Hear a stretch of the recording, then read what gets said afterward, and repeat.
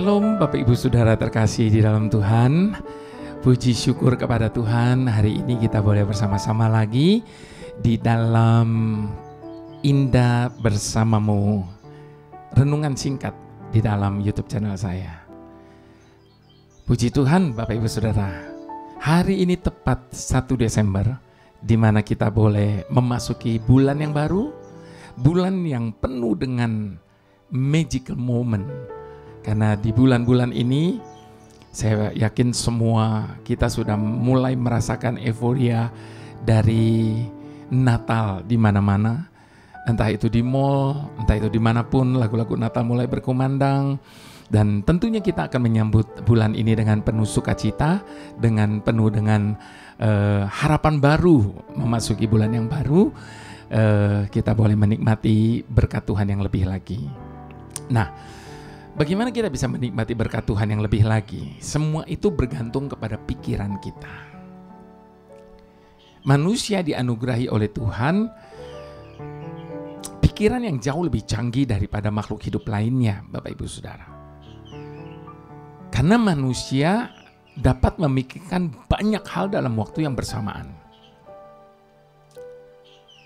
Namun kelebihan yang Tuhan berikan bagi manusia ini tidak selalu berdampak baik bagi mereka.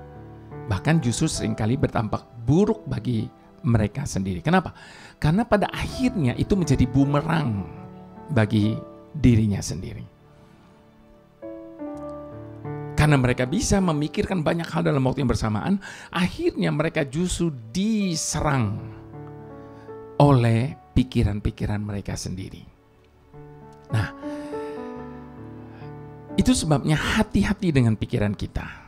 Nah, ini tema kita kali ini. Bagaimana kita mengelola pikiran kita ini, itu yang menjadi kunci dalam hidup ini, Bapak Ibu Saudara. Dan sebelumnya mari kita satu hati berdoa. Terlebih dahulu kita memohon tuntunan Tuhan. Bapa Surgawi, terima kasih. Kalau sampai hari ini Tuhan, Engkau menganugerahi kepada setiap kami begitu banyak kelebihan. Sehingga di dalam kehidupan kami seharusnya dengan kelebihan-kelebihan yang ada, kami mampu mengelola hidup ini menjadi sebuah hidup yang begitu menyenangkan.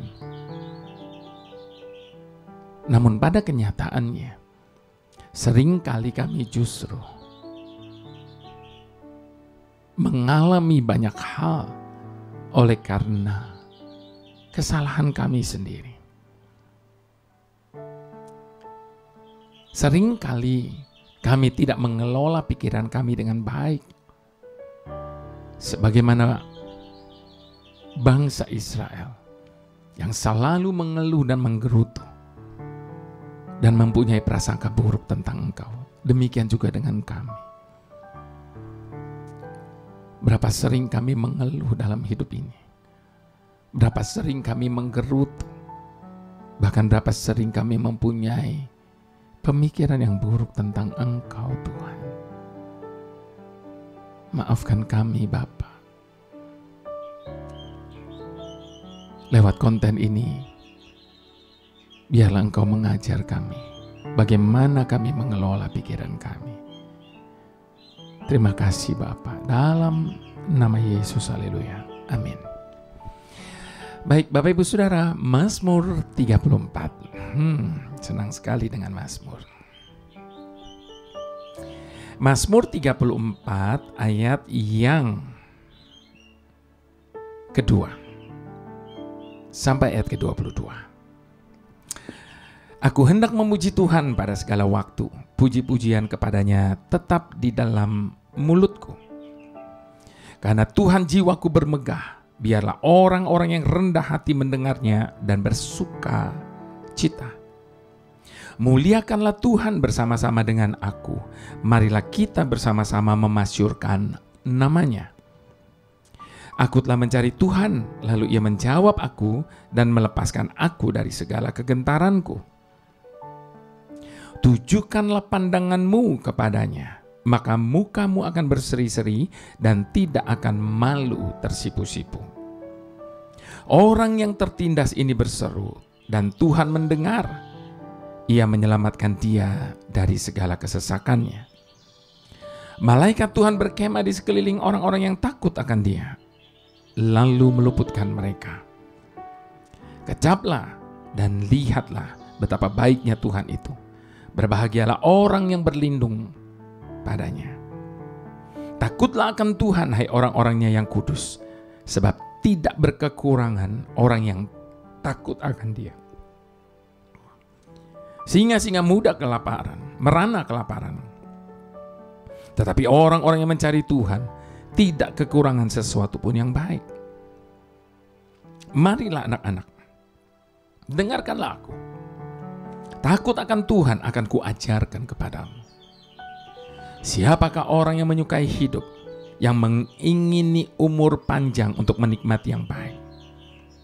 Jagalah lidahmu terhadap yang jahat, dan bibirmu terhadap ucapan-ucapan menipu. Jauhilah yang jahat dan lakukanlah yang baik. Carilah perdamaian dan berusahalah mendapatkannya.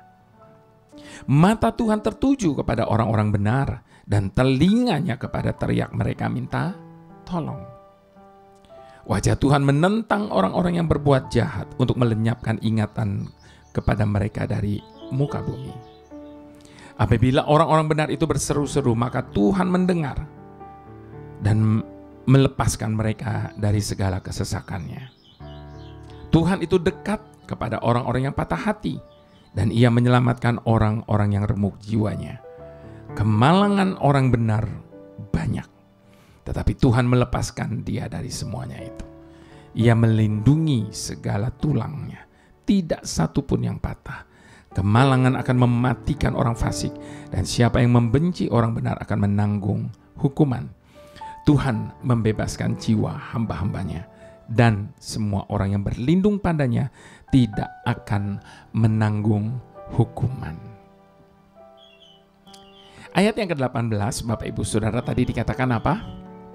Tuhan itu dekat kepada orang-orang yang patah hati, dan ia menyelamatkan orang-orang yang remuk jiwanya.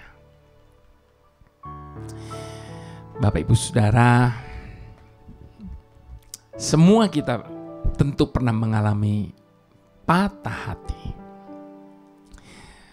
Namun sayangnya Bapak Ibu Saudara, kata patah hati di sini selalu dihubungkan dengan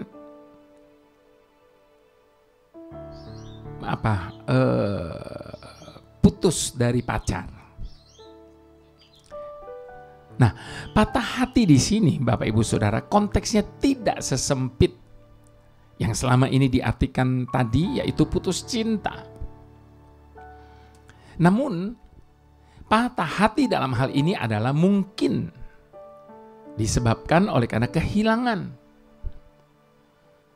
kekecewaan, ketakutan, rasa malu, penolakan, atau ejekan.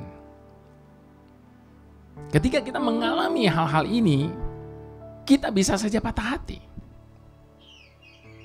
Dan kalau semua itu pernah kita alami, sadarilah, apapun yang sedang hilang dari hati kita, sebenarnya Tuhan sedang menggantikan dengan sesuatu yang jauh lebih baik. Dan itu juga yang seringkali dikatakan ketika orang putus cinta, bahkan mungkin sudah mau menikah ternyata tidak jadi. Dan selalu orang berkata, pasti Tuhan menyediakan yang lebih baik. Itu sebabnya Bapak Ibu Saudara, tidak ada dasar sedikit pun buat kita untuk mempertahankan sikap yang keliru. Di dalam Mazmur 119 ayat ke-42 dikatakan, supaya aku dapat memberi jawab kepada orang yang mencela aku, sebab aku percaya kepada firman-Mu. Jadi jelas bukan? Sebenarnya bukan soal kehilangannya yang membuat kita sedih dan menderita. Namun ketakutan akan celaan orang banyak lah yang membuat kita stres dan tertekan. Sebab manusia selalu memperhatikan apa kata orang dan bukan apa kata Tuhan. Ibrani 10 ayat yang ke-35 sampai ke-36 katakan, sebab itu janganlah kamu melepaskan kepercayaanmu, karena besar upah yang menantinya. Sebab kamu memerlukan ketekunan, supaya setelah kamu melakukan kehendak Tuhan, kamu memperoleh apa yang dijanjikannya itu. Nah, Bapak Ibu Saudara terkasih, ketika Tuhan sedang mengambil sesuatu dari genggaman tanganmu, Dia bukan sedang menghukummu. Dia hanya sedang membuka tanganmu untuk menerima yang lebih baik lagi. Itu sebabnya Tuhan lebih tertarik untuk mengubah pikiran kita daripada mengubah keadaan kita. Untuk itu biarlah kita kelola pikiran kita sebelum Tuhan yang melakukannya. Di dalam kitab Roma 7 ayat ke-22 sampai 23 dikatakan apa? Sebab di dalam batinku aku suka akan hukum Tuhan, tetapi di dalam anggota-anggota tubuhku aku melihat hukum lain yang berjuang melawan hukum akal budiku dan membuat aku menjadi tawanan hukum dosa yang ada di dalam anggota-anggota tubuhku. Pikiran adalah medan peperangan, Bapak Ibu Saudara. Jika kita tidak mampu untuk mengelolanya dengan baik, secara mental kita akan mudah menjadi lelah. Selama 24 jam akan berlangsung tanpa henti peperangan yang ada di dalam pikiran kita. Itu sebabnya kita menjadi lemah baik di dalam hal rohani maupun jasmani. Pikiran yang tidak dikelola menyebabkan ketegangan, konflik, stres yang membuat kita kehilangan percaya diri, yang mendatangkan kegagalan demi kegagalan, bahkan sakit penyakit yang berkepanjangan tanpa tahu sebabnya. Nah, itu juga sebabnya latihlah mengelola pikiran kita sekarang juga. Pikiran yang dikelola akan mendatangkan kekuatan, rasa aman dan nyaman. Sebab kita merasa tenang, penuh damai sejahtera, sukacita, dan kebahagiaan. Hanya ketika kita dekat dengan Tuhan. Hanya dekat padamu, rasa tenang hatiku, Kau sertai jalanku sepanjang hidupku.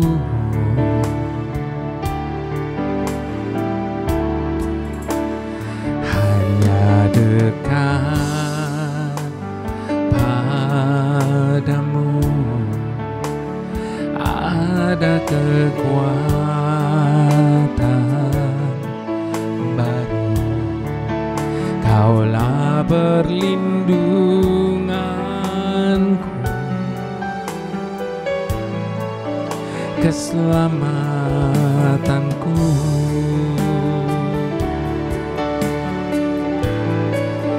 Ku ingin selalu bersekutu denganmu,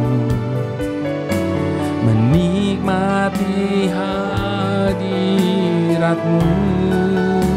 Biarkan rohmu tinggal dalam hidupku. Sungguh indah bersamamu. Ku ingin selalu bersekutu denganmu, menikmati hadiratmu. Biarkan rohmu tinggal dalam hidupku.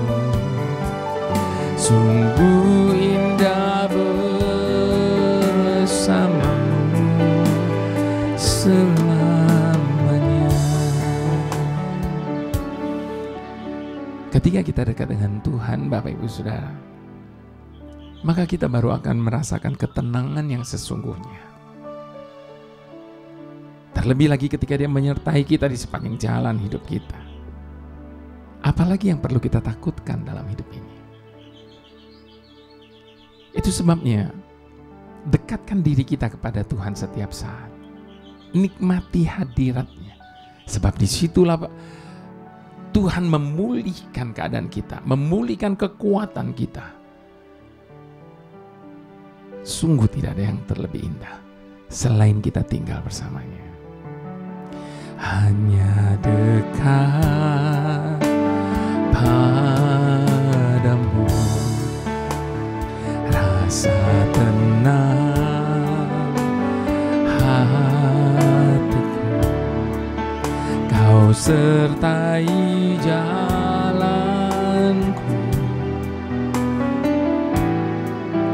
sepanjang hidupku.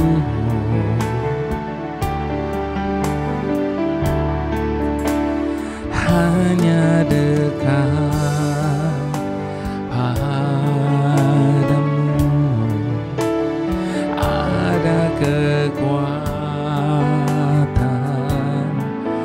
baru. Kaulah perlindunganku,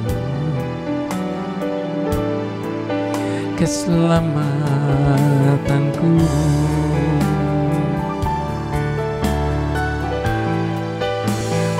Ingin selalu bersekutu denganmu, menikmati hadiratmu.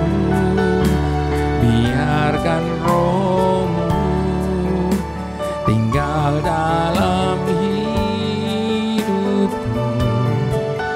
Sungguh indah bersamamu. Ku ingin selalu bersekutu denganmu, menikmati hadiratmu. Biarkan rohmu tinggal dalam hidupku. Sungguh indah bersamamu.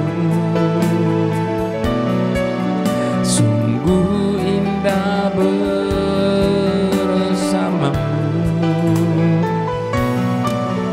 Sungguh indah bersamamu selamanya.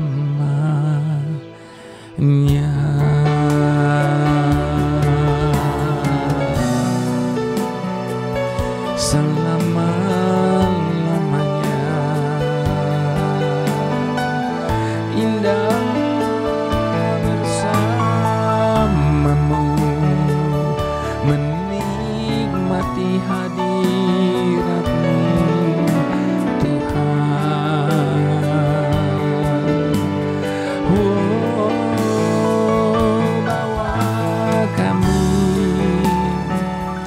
lebih dekat kepadamu Tuhan.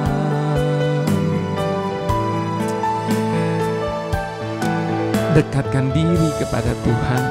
Jangan biarkan dunia menguasai pikiran dan hati kita. Tetapi biarlah mata kita hanya terus tertuju kepada Tuhan. Sebab sungguh hanya di dalam Tuhan kita mendapatkan ketenangan. Hanya di dalam Tuhan kita mengalami segala sesuatu yang terbaik. Dan tidak ada satu yang dapat memisahkan kita dari kasih setia-Nya. Itu sebabnya percayakan diri kita kepada Tuhan. Biarkan Roh-Nya terus tinggal dalam hidup kita. Sebab Roh itu akan menjamin hidup kita. Roh itu akan menolong, menghibur kita. Haleluya. Tuhan satu-satunya yang ada dalam hati kami. Saat ini kami datang di hadapan-Mu dengan bertanya, bolehkah kami meminta lebih banyak kepadamu? Yaitu meminta-Mu untuk menjadi sahabat dengan cara yang Kau inginkan dari kami. Sebab berpikir untuk menjadi sahabat-Mu itu terlalu besar bagi kami. Tetapi kami berusaha untuk meraih pemikiran itu. Dan kami ingin mengejar kemungkinan itu. Tolong perluas pikiran dan hati kami untuk dapat mengenal-Mu lebih lagi. Mengenal apa yang Engkau ingin kami perbuat dalam hidup kami, seturut dengan pemikiran-Mu Tuhan. Sebab selama ini kami telah memenuhi pikiran kami dengan begitu banyak macam sampah yang membuat pikiran kami menjadi kotor. Pikiran kami menjadi sesak dan buntu. Dengan pikiran kami telah berusaha dengan begitu hati-hati agar kami dipandang baik dan indah di mata manusia. Kami mencoba untuk menyenangkan hati mereka agar kami bisa diterima. Namun setelah itu, kami mendapati kami terbuang. Kami tetap saja tidak dihargai. Itu yang sering membuat kami menjadi kecewa, tawar hati dan putus asa. Namun saat ini kami sadar ya Tuhan, bahwa kami tidak mau lagi hidup menurut apa kata orang. Kami ingin hidup hanya apa kata-Mu Tuhan. Kami ingin hidup seturut dengan pemikiran-Mu. Kami ingin hidup seturut dengan jalan-Mu. Kami ingin hidup seturut dengan rencana-Mu Tuhan. Sebab kami tahu hanya semua itulah yang terbaik bagi kami. Sehingga kami bisa mengalami ketenangan, kedamaian, dan hidup kami selalu berada dalam kemenangan. Mari semua kita sama-sama kita mau katakan amin.